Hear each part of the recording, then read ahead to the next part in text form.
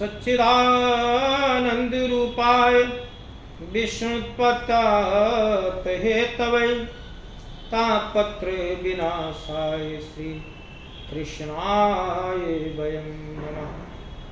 लोकाभिरामं हिरण्यरङ्गधीरं राजीवनेत्रं रघुवंशनाथं कारुण्यरूपं करुणाकरन्त्रं श्रीरामचन्द्रं शरणं प्रपद्ये। श्रीरामचन्द्रं शरणं प्रपद्ये। आपदाहर्तारं दातारं सर्वसम्पदां लोकाभिरामं श्रीरामं भूभो नमाभ्यं। ह्रीं ओं रंग रामाय नमः। जय श्री राम।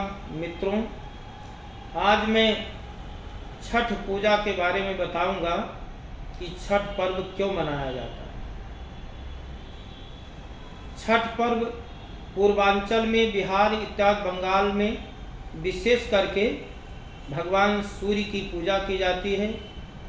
3 दिवस 3 दिन छठ की पूजा जल में खड़े होकर जल समाधि के रूप में भगवान भास्कर का अर्घ्य देते हैं। आदित्या च नमस्कारम ये कुर्वन्त दिने दिने जन्मांत्रा सहस्रो दारिद्र्योपजायते। अनन्य प्रकार के भगवान भास्कर के मंत्र हैं। किसी भी मंत्र से सूर्य को जल दे सकते हैं। वैदिक मंत्र हैं, बीज मंत्र हैं, ये भी बोल सकते हैं घर में सूर्याय नमः। प्राचीन काल में महाराज भगीरथ के पूर्वज, उन्हीं के वंशज में राजा मानधाता थे। उनकी कन्या थी जिसका नाम सुकन्या था। वह बड़ी ही चंचल स्वभाव की थी। राजमहल में बड़े आदर सत्कार और लाड प्यार से उसका पालन पोषण हुआ था। चक्रवर्ती अधिपति की कन्या थी। एक बार अपनी सखियों के साथ, सहेलियों के साथ जंगल में शिकार करने के लिए गई। खेलते खेलते वीरावान जंगल में पहुंच गई और वहां पर चमन ऋषि बैठे हुए तपस्या कर रहे थे। इतने काल चमन ऋषि ने तपस्या किया कि उनके शरीर में दीमक लग गया। हड्डियां उनकी बिल्कुल जर्जर अवस्था में हो गई। जितना शरीर में मांस था वो सब दीमक और कीड़े मकोड़े खा गए, लेकिन उन्होंने अपनी समाधि नहीं तोड़ी। तपस्या करते रहे। तपस्या करते करते बहुत समय बीत गया। उसी स्थान पर एक मट्टी का घुंघूर सा लगा हुआ था।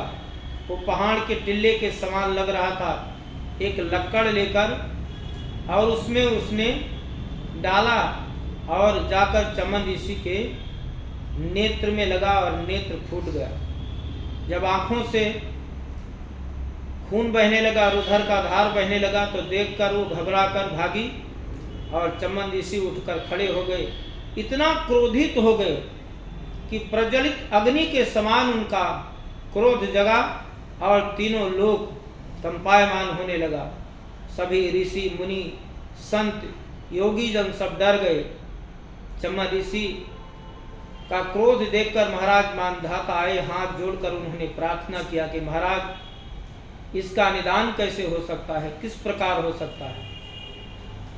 राजा के आग्रह करने पर चमन ऋषि का क्रोध शांत हुआ तो उन्होंने कहा, मैं अंधा हो गया हूँ, इसलिए अंधेपन का जो मार्ग हो उसको निदान करने के लिए, सत्मार्ग दिखाने के लिए जो मार्ग आपको ठीक लगे वह आप अपनाएं।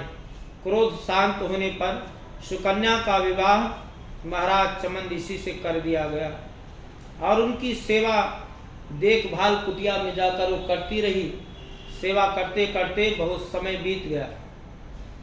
एक बार कार्तिक के महीने में छठ पर्व आया। भगवान भास्कर की पूजा कर रही थी और छठ माता की पूजा करते करते छठ देवी प्रसन्न हो गई और उन्होंने सुकन्या से कहा कि आप वरदान मांगो, क्या चाहती हो। तो सुकन्या ने कहा, मेरे पति को तरुण अवस्था में यंग जवान कर दो और उनका नेत्र भी जो विहीन हो गया है नेत्र दान दे दो। सभी प्रकार की उपलब्धियां पाने के बाद धन धान ऐश्वर्य से सुखी संपन्न हुई, पुत्र इत्यादि की प्राप्ति हुई। उसी दिन से इस व्रत का महत्व बढ़ने लगा। अनादि कालों से व्रत चला रहा है। जो श्रद्धा पूर्वक भगवान भास्कर का पूजन करके और छठ माता की पूजा करते हैं उनके समस्त कार्य संपन्न हो जाते हैं। बोलिए सच्चिदानंद भगवान की जय।